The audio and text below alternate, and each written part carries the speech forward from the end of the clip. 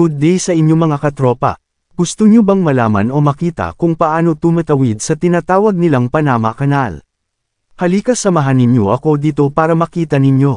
Ang Panama Canal nga pala mga katropa, ito ay isang agusan na ginawa ng tao na dinidugtong ang karagatang Atlantiko at karagatang Pasipiko.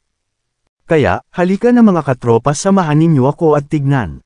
Tapusin mo ang video na ito at para ka na ring nakatawid o nakarating sa Panama Canal. According to Marine Digital article, the construction of Panama's most famous sluice canal and main tourist attraction is considered one of the most ambitious construction projects in the history of mankind. The Panama Canal is one of the most important canals in the western region, and it provides a link between the Pacific and Atlantic Oceans across the Isthmus of Panama, a narrow strip separating the Caribbean from the Pacific.